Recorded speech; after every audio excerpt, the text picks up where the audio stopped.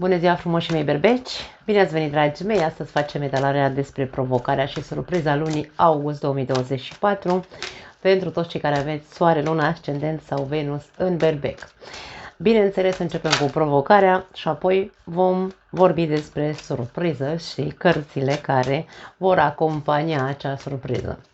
Așadar, începem să vedem provocarea lunii august pentru berbecii mei frumoși. Să vedem care este. O vom lăsa, bineînțeles, să sară singură. Ok. 10 de bâte. Pentru unii dintre voi provocarea este să vă descărcați. Indiferent ce înseamnă această greutate pentru voi. Pentru unii dintre voi poate fi, nu știu, un obicei prost, exagerați cu munca, de exemplu. Sau luați în cărca voastră mult mai multe, să zicem așa, responsabilități de care de fapt nu vă corespund vouă, da? Ca să ne înțelegem. 10 de bâte este o carte a exagerării. Ești provocat să renunți la un exces de efort, să zicem, într-un fel sau altul. Acest efort pentru unii dintre voi poate fi pe parte de iubire, pentru alții pe parte de mental, pentru alții impuls, foarte mult, pentru că vorbim despre bâte, pentru alții dintre voi poate fi, nu știu, la muncă, după cum am zis, da? Acum, faceți ce credeți cu acest mesaj, unde vă corespunde, așezați-l și hai să vedem ce cărți putem găsi pentru a putea trece cu bine peste această provocare. Prima carte, moartea, schimbare radicală, trebuie să faci lucrurile total diferite, adică nu să le faci total diferit, nu vorbim despre rata norocului, ci vorbim despre moartea, care vine și spune odată pentru totdeauna, fă o schimbare concretă, pentru că până acum poate că ai tot încercat, nu știu, te-ai învârtit cumva într-un cerc când vine aici în cap mesajul. Ai încercat să te dezberi de anumite obiceiuri proaste, dar nu de tot. Și moartea vine și spune, ok, e momentul să faci cu adevărat acea schimbare. Vine mesajul pentru unii dintre voi, nu știu pentru cine este acest mesaj, dar mi se transmite așa.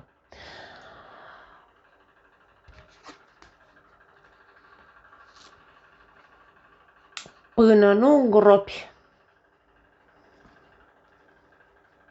acel obicei de a crede că dacă tu nu faci mai mult, nu vei avea mai mult, probabil consecințele le vei simți în timp. Pentru că în continuare te vei lovi de perioade de stres din cauza că tu nu-ți dai seama că trebuie neapărat să faci schimbare radicală. Radicală cu adevărat. Nu te mai juca de-a schimbarea, îmi vine să spun. Foarte interesant. Trebuie să fii radical, dar tu e vorba de a te educa sau auto-educa. 9 de bâte, uite. Unii dintre voi, eu cred că vă este teamă într-un fel sau altul sau nu aveți încredere, că e ca și cum, băi, dacă nu fac mai mult, nu o să am. Adică, cum ne arătau, cum ni se spunea de mici copii, nu? Cu cât muncești mai mult, cu atât mai mult ai.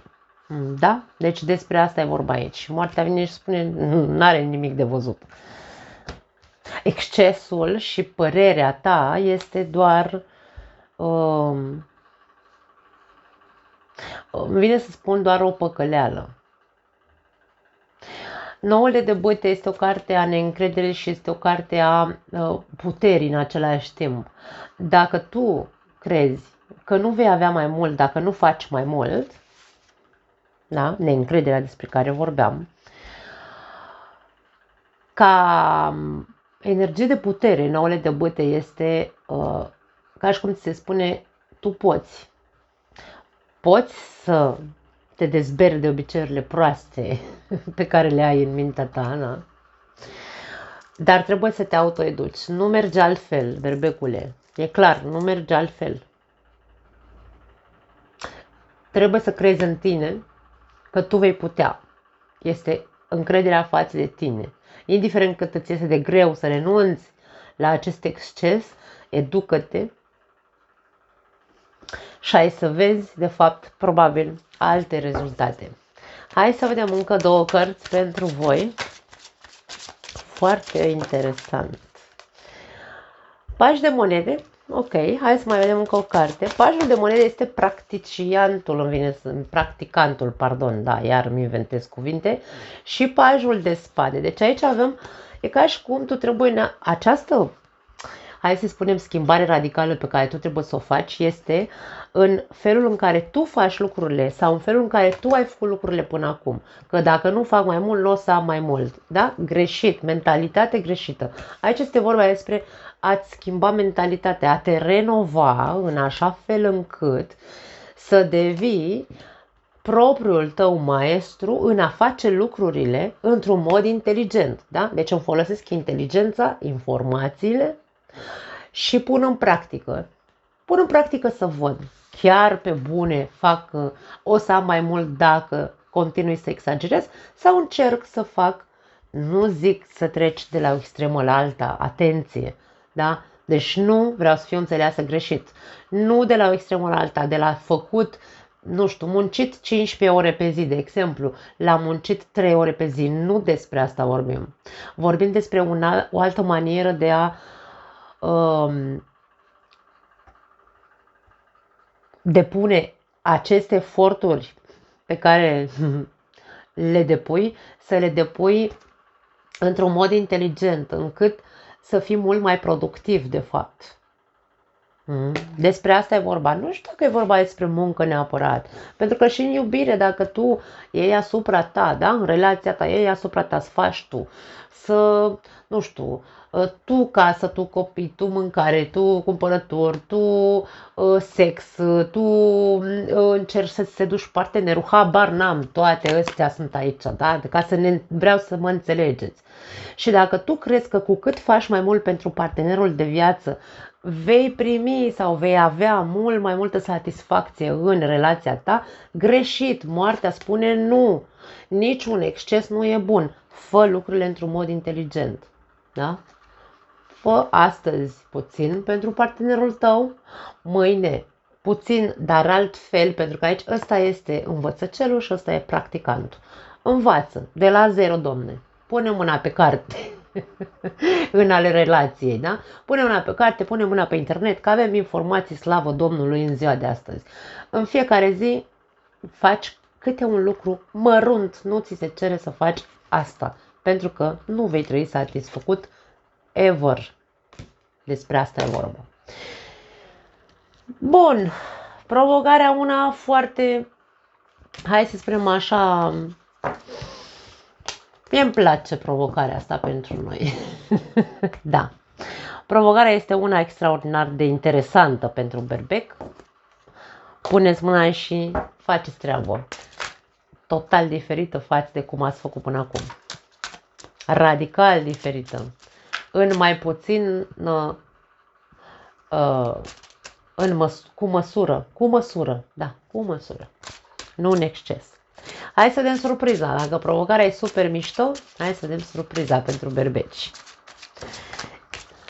Ia uite, surpriză, 10 de monede. 10 de monede este cartea familiei, este cartea abundenței, este cartea moștenirii, este cartea unei recompense financiare, ar putea să fie acelui nucleu familiar în care ne simțim cu toții bine. Poate fi vorba despre cumpărarea unei case, în sfârșit reușești să semnezi contractul respectiv, nu neapărat casă, tot ce ține de imobiliare, casă, teren, nu știu, apartament, garsonieră, nu contează. Este cartea moștenirii, moșteniri în bani pot fi, sau moștenirea pe care noi o avem de la părinții noștri, nu neapărat doar materială, ci și din punct de vedere mental și așa mai departe, părerile noastre în viață, da? Sau moștenirea pe care noi o lăsăm copiilor. Hai să vedem cu ce vine acompaniată, ca să putem să îi punem așa un nume acestei surprize. Rege de cupe, 2 de bâte, 9 de bâte și aici, interesant. Și roata norocului.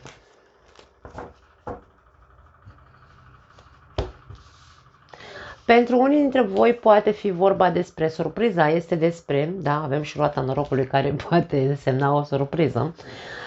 Surpriza poate veni pe partea unei moșteniri într-adevăr, să fie avut foarte mult timp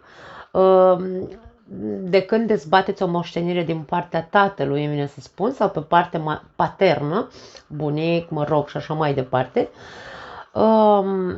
care în sfârșit, după foarte multe piedici, după foarte mult timp, poate unii dintre voi aveți un an de zile de când tot stați în roata asta, n-ați putut să o faceți niciun fel de plan, pentru că nu se reușea să se ajungă cumva să se dezbată odată pentru totdeauna moștenirea aia, sau să cel puțin să se, nu neapărat să se împartă, ci să, mie vine să spun că nu, ori nu se găseau toți membrii al acestei familii ca să se poată întâlni cu toții la notar, da? Nu știu de ce vin mesajele astea. Ori aici vorbim despre faptul că ați fost, știați că aveți dreptul la această moștenire, știați că într-o zi, bineînțeles, veți moșteni, hai să zicem așa, o sumă de bani și nu ați putut, pentru că s-a tot învârtit în cerc, nu ați putut să faceți niciun fel de plan în ceea ce privea această moștenire. Ei bine, în această perioadă pare că se schimbă cumva cursul lucrurilor, da, și surpriză, surpriză, uite că se rezolvă problema cu moștenirea. Așa. Pentru alții dintre voi ar putea să fie surpriza din partea partenerului de viață, să fie mult mai iubitor în această perioadă, mult mai atent, mult mai empatic, mult mai ofertant, să zicem așa, lucru care probabil pe tine te ia prin surprindere, pentru că avem roata norocului ca și cum, ups, o schimbare de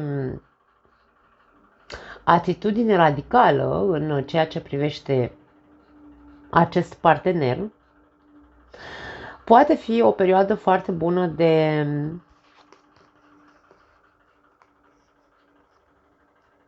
armonie. Armonie. Se așează cumva armonia, bunăstarea în această relație. Doar că te văd reticent. E ca și cum hai să văd cât te ține. Da. Ok, nu-i nimic rău în a fi în gardă. Nu-i nimic rău. Eu aș spune, încearcă să te bucuri de ceea ce ți se oferă sau ceea ce îți oferă partenerul în această perioadă. Nu te da în lături. Nu rămâne, chiar dacă tu te gândești, ok, hai să te văd cât te ține, bucură-te în același timp. Nu fi atât de reticent să te uiți doar în trecut, să vezi, Doamne, câte probleme am avut noi și câte piedici până acum n-ai văzut că trebuie să faci și tu niște eforturi, le vezi de-abia acum. Nu mai contează, da? E ca și cum aici e, poate acum era, nu știu, mâna destinului. A zis, băi, până la vârsta X sau până în 2024, august 2024, voi trebuia să treceți prin anumite hopuri ca să treceți proba rezistenței, vine să spun, nu știu de ce. Da? Și atunci, cum? Dacă s-a ajuns în momentul ăsta și tu începi să vezi rezultate de la acest partener, las-o așa, îmi vine să zic. Bucură-te pur și simplu de ceea ce această persoană îți oferă.